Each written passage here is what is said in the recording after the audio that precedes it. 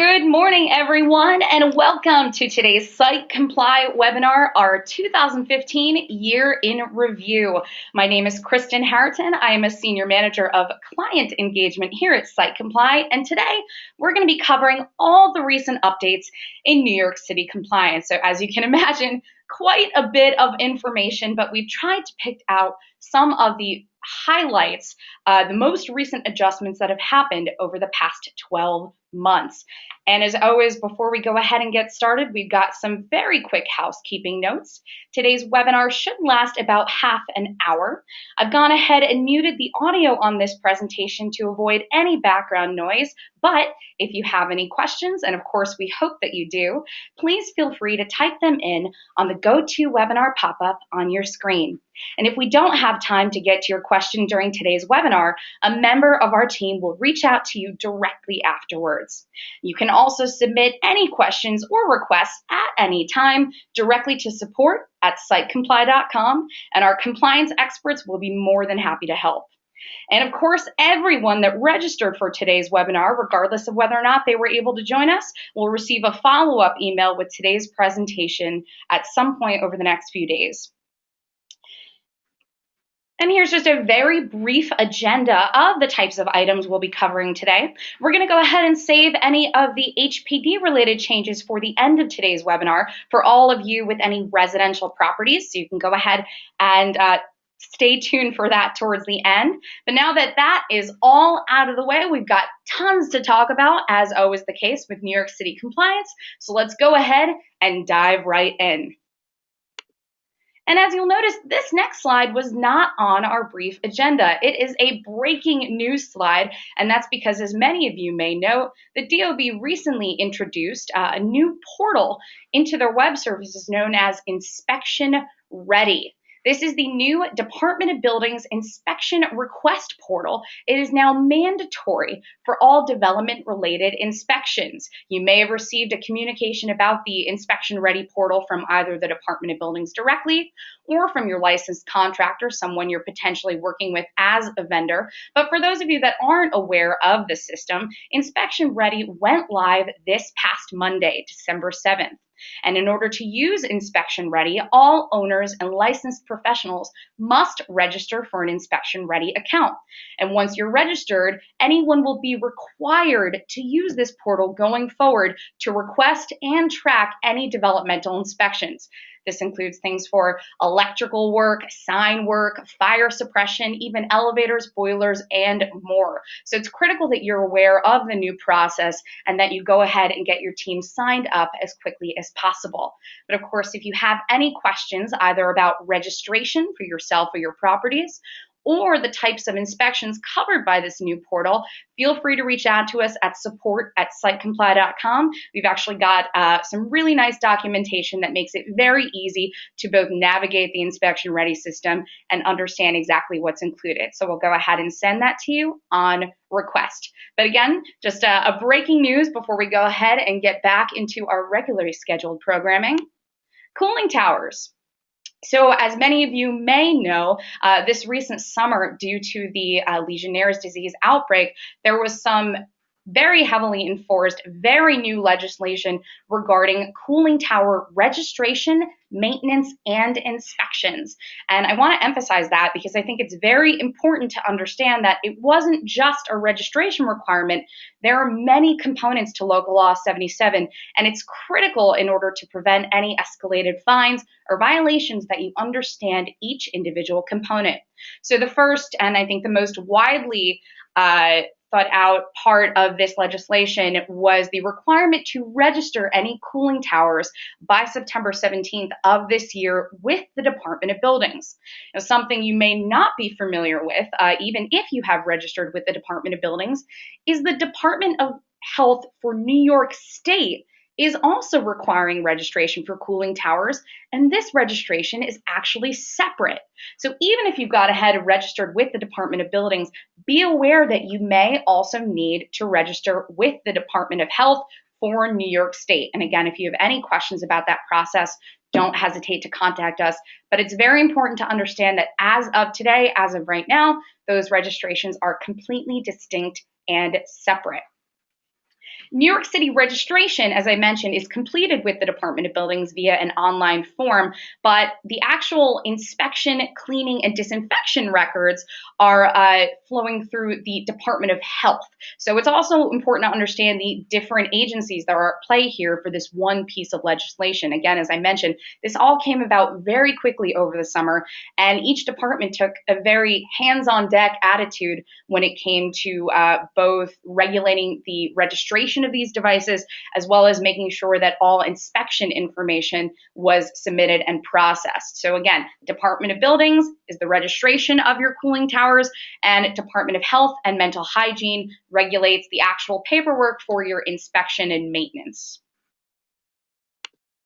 And just some more information about the actual enforcement, I want to throw out some figures here because the reason why it's so important to understand what both agencies are requiring for this particular piece of legislation is that we've seen about $1 million in face amount fines for both Department of Buildings and Department of Health cooling tower violations, and $700,000 in actual imposed fines for this information. So there have been a slew of violations issued for both failure to register and failure to provide initial inspection paperwork so far. So again, it's important that you make sure you've checked all components off the list. Not only have you registered with the DOB, but that you've submitted your initial inspection and disinfection paperwork to the Department of Health.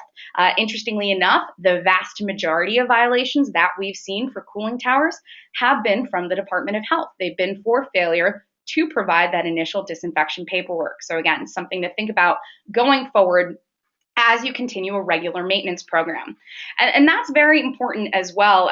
Something that hasn't been enforced just yet, we haven't seen violations, but we know that they'll probably be coming soon, is the actual enforcement of the 90-day maintenance requirements for cooling towers. The Department of Health is requiring that cooling towers are maintained at least every 90 days, and that you and your buildings keep a record of all these 90-day inspection and disinfection paperwork on site. So that way, if they were to come inspect, you would have it on hand to prevent any violations. So again, in addition to the initial disinfection and the initial registration, you're going to want to make sure that you and your team set in place a 90-day maintenance plan for your cooling tower. If you have any questions about what that maintenance plan should include or who should be involved in that maintenance plan, reach out to us at SiteCompli. Again, we've got some documentation from ASHRAE, which is the government-sponsored agency that devised a model maintenance plan. We can go ahead and forward that to you ASAP. Just some key dates to remember before we move on. March 1st, again, you're going to want to adopt your maintenance program and plan by that date for every 90 days. November 1st is when annual certification begins with both agencies for your cooling towers. And again, key dates, inspections at intervals not exceeding 90 days while in use. It's important to know that if for whatever reason your cooling tower is not in use for more than 2 weeks, you have to go ahead and actually get it re-inspected within 5 days of it coming back online. So that's important as well. A lot of rules here. We've got some neat information. Again, if you and your team want any additional details on this, reach out to us. We'll go ahead and send that to you. And of course, we also have information available in the Help Center of your SiteCompli account for your reference. I also want to talk very briefly about water tank inspections. Although the focus has been on cooling towers over the summer, we've recently gotten some additional legislation on water tanks as well, and it's very similar, in fact, to the cooling tower legislation. So again, recording any inspection results and keeping them on file for the Department of Health in case of any inspections. Must to be inspected at least once a year, as opposed to the every 90 days for your cooling tower. And you actually have to report that inspection to the Department of Health. So for your 90-day cooling tower plan, that stays on site. Those are your internal personal records. But for water tanks, you actually have to forward your annual inspection reports to the Department of Health. They will make any file documents available publicly online, and the results must be submitted either online or via a printable form, which you can either find online or type it in and submit it to the Department of Health. And these inspection results must be submitted no later than January 15th of the following calendar year for which the inspection is due. So that means we're in 2015. by January 15th, 2016, you must have submitted your annual inspection results for your water tank to the Department of Health. So that deadline is coming up very, very soon. Something to think about as you close out the year at your property and look forward to the new year. And then benchmarking was another big change this year that we saw, especially since we are monitoring over 1.5 billion square feet of New York City real estate. This was a massive change that we saw in terms of violations and enforcement. For those of you that aren't aware, Local Law 84, which of course is the regular benchmarking requirement, submitting that to the Department of Buildings. Previously, the Department of Buildings would issue violations for failure to submit this documentation by May 1 per year. And these violations would carry a $500 penalty for every failure to submit. So it would basically be a $500 penalty per year for failure to submit this benchmarking information. This year, the Department of Buildings actually went ahead and they increased those violations to quarterly, which means they issued initial violations this May in 2015. They issued a second round of violations this August if you continued to fail to submit this inspection report for that particular year. And they issued it again in November. They actually issued these violations very recently on November 24th, and they backdated them to November 2nd. So by our calculations, if benchmarking is not filed for a property for the 2014 cycle, very soon, in fact, by February of 2015, you can expect a fourth round of violations totaling $2,000 worth of penalties for failure to file that benchmarking report. And because the DOB has gone ahead and done this in 2015, there's no reason to expect that they'll roll back at this point going forward. So it is critical now, more than ever, to make sure that your annual Local Law 84 benchmarking report is filed annually by May 1st to prevent these quarterly violations. Again, the DOB has ramped up enforcement here on an extraordinary level, so you're going to want to make sure that those reports are filed on time, preventing any of those quarterly $500 penalties. And that's not all the news we have for benchmarking, interestingly enough. In addition to Local Law 84 regulations, we also, for the first time, saw violations for Local Law 87. The EARCX violations, if you can go ahead and try to pronounce that one, were released thousandfold across the city for failure to file the energy efficiency reports for the 2013 cycle of Local Law 87. And again, this is different than the annual benchmarking reports. These are the retro commissioning reports, those reports that are required to be submitted every 10 years. So this was the first round of violations that we saw for failure to file those 10-year reports, and these violations carried an initial penalty of $3,000 each for the first year of non-submittal and $5,000 for each additional year that the DOB has not received that report. And the DOB has stated that these penalties are cumulative, meaning it's $3,000 plus $5,000 plus $5,000 for each year that this report goes unsubmitted. Now, this one's particularly hard to track because it does come up every 10 years as opposed to annually. But again, if it's required for your properties, we'll have that information in your SiteCompli account. You can view it associated with the buildings by going to My Properties and zeroing in on a particular property, or by generating a benchmarking report in the report section of your account. So it's very critical that you understand which buildings are required to submit this report during which year so you can avoid these increased penalties.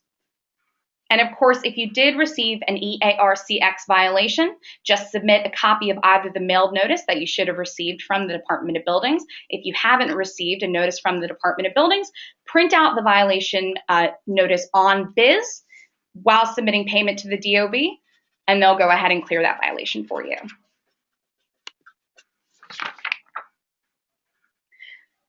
And just to repeat, I know we might have had an audio blip there. I want to go ahead and just review again Local Law 87. These violations were issued for failure to file the EER reports. Those are the 10-year reports as opposed to the annual benchmarking reports. Increased penalties, and those penalties are cumulative every year the report goes unfiled. So again, make sure that in addition to submitting your annual Local Law 84 reports, you're also submitting these reports, which come around every 10 years to prevent those substantially increased penalties.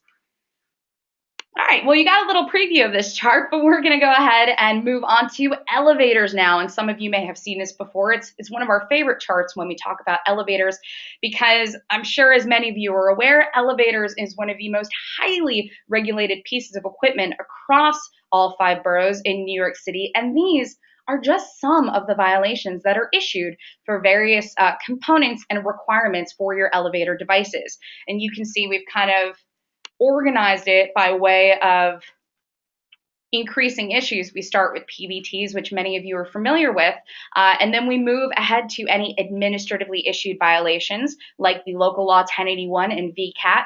Those were older versions of the violations for failure to file your annual elevator inspection, which, as most of you know, is due on December 31st of this year and every year for most of your devices.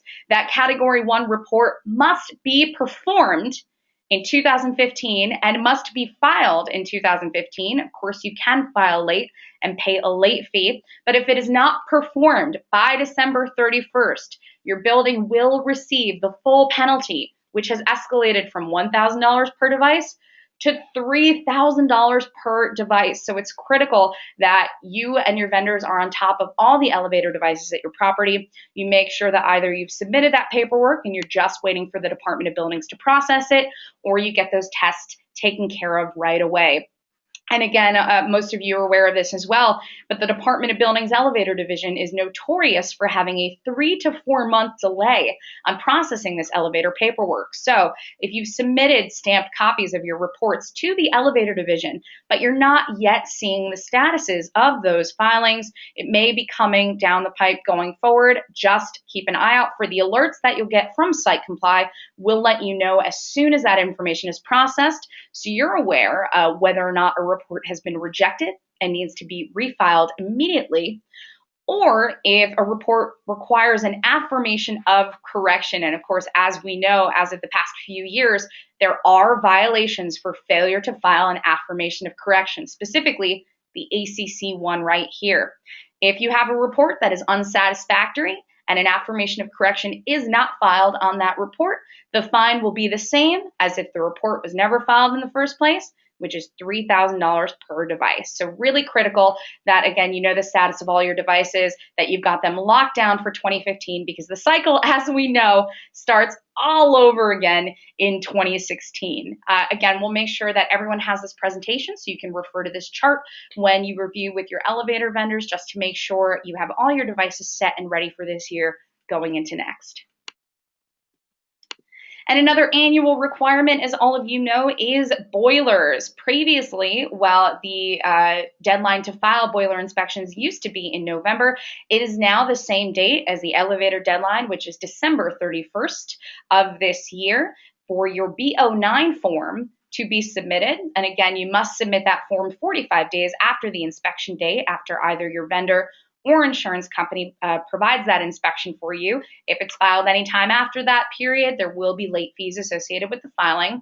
And of course, if corrections are required, a BO13 must be filed afterwards as well, somewhat similar to elevators. You need to make sure that those corrections are filed with the DOB so they don't release any additional penalties there. And of course, a failure to file an annual inspection report or any late filings after a certain date will result in violations from the Department of Buildings that carry a $1,000 penalty per infraction. So certainly no small fine there, something to be very aware of. And of course, for any of you with high pressure boilers at your properties, just remember that high pressure boilers require both internal and external inspections to be filed with the Department of Buildings. So just be aware of those separate parts there. And something that I wanted to mention really briefly, because we see this problem more frequently than you would think, is that a lot of times we get questions about boilers. I'll call them phantom boilers. So sometimes an entire property has been demolished or a boiler has been removed, and yet these LBL violations are still being issued to the property. And that's because they're administratively issued. They're not issued by a person, they're simply issued by the DOB's computer, going ahead and massively issuing violations to anything with a missing inspection. So if the removal of your boiler, if the decommissioning of your boiler was never properly registered with the Department of Buildings, they'll assume that a boiler still exists at the property, and they'll continue to issue these annual violations with that $1,000 penalty for failure to file these inspections. I mean, we've had people call in and say, this is literally a vacant lot, and yet I'm getting boiler violations on it, and which is why it's so critical to make sure that you and your team have decommissioned all boilers that need to be decommissioned by filing an OP49 and by confirming that with the boiler division, so the DOB is aware that no boiler exists and they won't issue any of those fines going forward. If you do have a penalty on your account that you think was not issued accurately, just reach out to us. We're happy to walk you through to send you a copy of that form so you can take care of that with the Department of Buildings. And then this next slide is an interesting one. I wanted to include facades, elevators, boilers, and facades, oh my, as I like to describe them at the office, because even though it's not an end of the year requirement, it's still very important to think about as you move on from cycle to cycle and from year to year. So we just ended cycle 7 here in 2015, and we're beginning cycle 8. And interestingly enough, what happened during cycle 7 is for any owners that didn't file, they were actually granted amnesty. They could go ahead and had the deadline extended from May to actually July. They had up until the middle of July to file their cycle 8 report, which the DOB said would effectively cover both cycle 8 and cycle 7. Now, the reason why I mention this is because we've seen some stories in the news. We know facades is of increasing importance and facade safety in New York City. So it's critical to get this paperwork in on time, because from what we saw last year, we can only assume going forward that enforcement will increase when it comes to facade violations and fines. One of the penalties that the DOB was considering is that any cycle 7 reports that remained unfiled would rack up a $1,000 a month penalty up until the sub-cycle of cycle 8. Now, to roll back and explain that a little bit, if there was a missing cycle 7 inspection and it wasn't filed, the DOB threatened that they would issue a $1,000 a month penalty up until the sub-cycle of cycle 8, which theoretically could extend out for the next few years. So if you think about it, that's a lot of money if you would have to wait until sub-cycle C of cycle 8.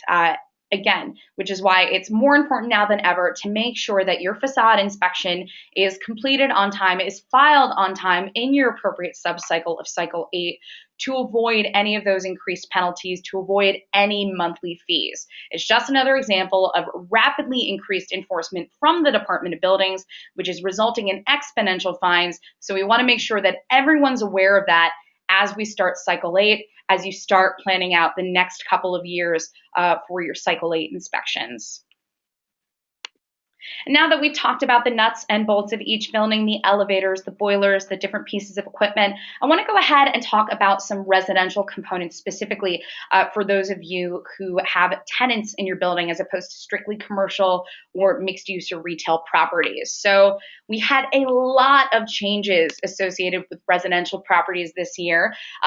First of all and foremost, although this wasn't a change, I do want to remind everyone that as of January 1st, you must begin sending out your annual safety notice mailings. And as we know, the new year is increasingly approaching. So if you haven't started that process yet, I highly, highly recommend getting together with your team and making sure that your fire safety guide, window guard notices, and lead paint notices are all gathered for every single one of your units, because by law, they must be sent out next year. If you send them out with your rent rolls annually, that unfortunately does not conform to the law. They must be sent out in January. You must track those responses across January and February, and you must notify the Department of Health and Mental Hygiene by March 1st of any non-responses and attempts to gain information for those non-responders. So again, if you have to make inspections, if you have a super call or visit, you're going to want to keep track of that information and make sure that you record it. You keep those records for at least 10 years to avoid any penalties and liability, because we actually have seen more frequently both DOH and HPD reach out for audits on this information. So keep that in mind as the year comes to a close. I know you're thinking about a lot when it comes to the building as a whole, but tenant mailings is certainly not anything that you want to delay or put off. Moving on from that, though, we did have some major changes when it comes to HPD enforcement this year, the biggest one being HPD Local Lost 65. This is also known as the three strikes law. And to give a little bit of a background, we attended an HPD organized event earlier this year. I believe it was in January or February. And the representatives from HPD actually mentioned that they were considering releasing a law like this for penalties for any additional inspections beyond initial complaint-based inspections. And at the time, although anything certainly wasn't concrete, we thought that it was certainly possible. And now we know, because it is cemented in local law, that is 65, which outlines fees for new complaint-based inspections on individual units for any hazardous HPD violations. And just to give you a little diagram about how this works, because I think that the text of the law can be a bit confusing. If a tenant calls 311, files a complaint for their unit, and HPD comes out and inspects that complaint, if they issue violations for that individual complaint, if HPD returns a second time based on an additional complaint and issues more violations while the older violations still exist, and if they come out a third time to yet again issue B and C violations while those older violations still exist, there will be a $200 fee assessed against the building for that third inspection, as well as any additional inspections. So if there's a fourth or fifth inspection based on complaints in that unit with any violations issued during those inspections, you may be responsible for that $200 fee per inspection. Some important things to think about when you think about this law is it only applies to B and C violations, which of course are hazardous and immediately hazardous, as opposed to Class A violations, which are sometimes signed based or lesser infractions. And it is only within a 12-month period, on the same unit within a 12-month period. Although, as we know, we are in the middle of heat and hot water season. So across the city, we're seeing complaints increase. We're seeing calls to 311 increase. So now is the time to intercept those 311 inspections by having your super respond to these complaints immediately to verify that no violating conditions exist, to prevent those B and C violations, and ultimately prevent these inspection-based fines. So just be aware that it is 3 separate inspections before that initial $200 fee is assessed. Violations must be issued at each inspection, and older violations must be open when the inspector comes to visit in order for this law to take place.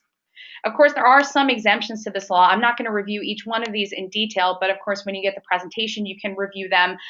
Some of the exemptions include the common 6 HPD issues that inspectors look for: carbon monoxide and smoke detectors, illegal locks, peeling paint with a child under 6, things of that nature. So again, it is unlikely that many of these fines will be issued, but of course, for any buildings with historical violations that have just been piling up, it's very important to make sure that you intercept those complaints to prevent violations, or if there are a large amount of outstanding B and C violations, that you either submit for a dismissal request or a reissuance of violations as quickly as possible if you're eligible to remove any of those historical violations from your property. Another law that was passed this year is yet another sign that needs to be by the mail front near the common areas of all properties, and that, of course, is the housing guide notice. This is covered under HPD Local Law 45 and relates directly to the ABCs of housing, which, of course, must be available at the properties. The notice itself must be posted in English and Spanish. We actually have HPD's required notice in the Help Center of your SiteCompli account, so you can download that and print it out directly if you need it. And owners are required to post this in a conspicuous place in view of the area where mail is delivered.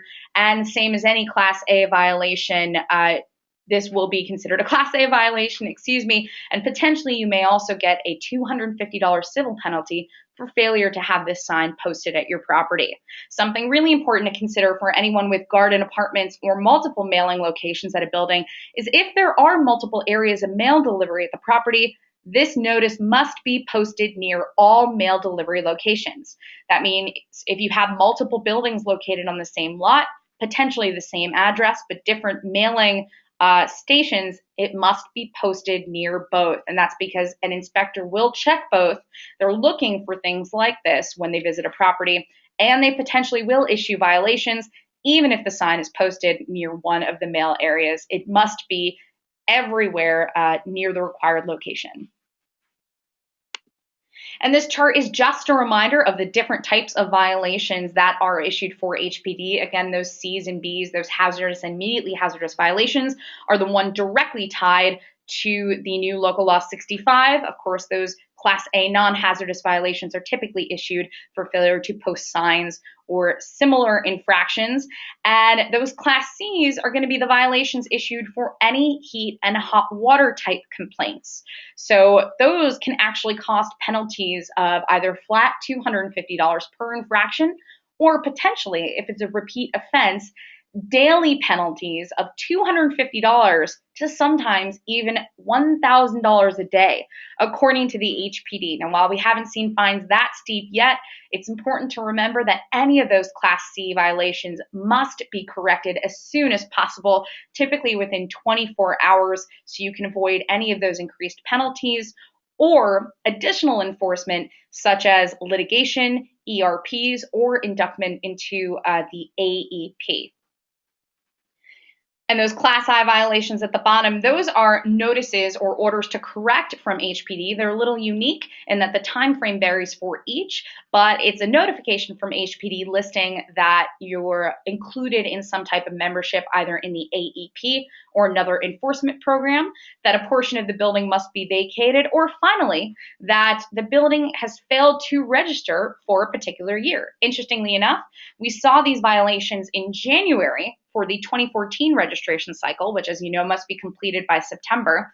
We saw them in October for this September. So for any properties that weren't registered by this September, you may have received a Class I violation, which is, again, an order to correct, that says you must register the building as quickly as possible. And failure to register a building with HPD will prevent you from correcting any outstanding HPD violations.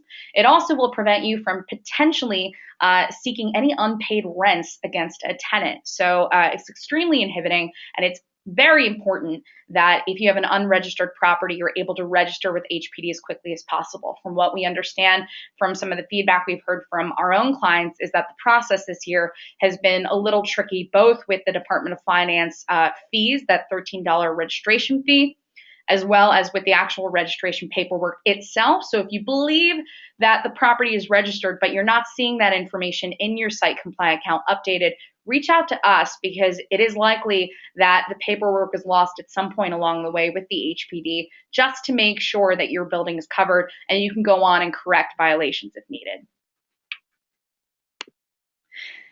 I'm going to go ahead, now that we've gone and talked about everything under the sun related to those most recent and major compliance issues in 2015, and see if we have any quick questions. I know that we've spent a lot of time here today, so I don't want to hold you for too much longer, but I do want to make sure that I can answer some questions. I've got a good one right here. What happens if you miss the HPD deadline to certify a violation? That's a great question. When you miss the deadline for certification on HPD, whether it's a Class A, B, or C, you have a few options. You can either perform a dismissal request, which involves requesting that an HPD inspector arrive at your property to dismiss either a certain violations in a particular unit or violations at the building as a whole. But it's a pretty unpopular process, because as you can imagine, when you invite an HPD inspector on property, though they may dismiss a number of violations, they may also issue additional violations. And in fact, we've seen that very thing happen. So be aware that if you have missed the certification date for HPD violations and you must perform a dismissal request, that A, you will be inviting an inspector on site. So it's good to make sure that no problems exist whatsoever, both in the unit or at the property. And B, you'll also have to pay a fine to the HPD inspector depending on the size of the building in order for them to come out and visit. So just a few things to think about for a dismissal request, which is why it's always best, if you can, to submit those corrections on time as stated by the HPD. The second option when it comes to violation removal for any older HPD violations, and the one that I frankly prefer, is the DOB violation reissuance. Now, this is a little trickier because the standards to actually have this requested and followed through are a little tough. Every violation must be older than 1 year. So if you have new violations, you can't get a reissuance date. But if you've inherited a building that has older violations, or if you're just dealing with some that have been stuck in the past for a little bit too long, you can contact HPD, request a one-time reissuance. That's important as well. This is a one-time deal. And HPD will go ahead and give a new certification due date to those outstanding violations. And what that'll do is it'll allow you to either file certification, file that blue sheet with HPD, or perform e-certification as you would normally. It makes old violations new again, and it lets you go through the standard process of corrections without having to file any fines, without having to invite an inspector to your property directly. So obviously, it's the preferable way of handling these violations, but again, it is a one-time process, and it is something that you have to make sure you can do as long as all the violations associated with your property are more than 1 year out. If you have any questions about that or how to submit for either a dismissal request or a reissuance, go ahead and contact us at support@sitecompli.com. We'll send you that paperwork. We'll make sure you have all the information for both of those tasks. So I think that was an important one to cover. It looks like we do have a few additional questions here, but again, I know we promised we'd keep this to about half an hour, and there are a lot of things on everyone's end of year to-do list as we've covered today, so I'll make sure you can go ahead and get to those with your team. As we mentioned, we'll send everyone a follow-up of this presentation, so you have this for your records, and if you need additional detail on anything, my team and I are always happy to help. You can either respond to alerts, email support@sitecompli.com, or reach out to us directly. We want to make sure you have all the information you need. Thank you so much for joining us for our year-end webinar. This is it for us for 2015, but as long as there's changes in compliance, which as we know there will always be, we'll be back in 2016, keeping you updated, making sure you're informed. So stay in touch. We'll be back very soon with our SiteCompli webinar series, and I hope to see you there. Thanks, everyone. Have happy holidays, a great year, and a great day.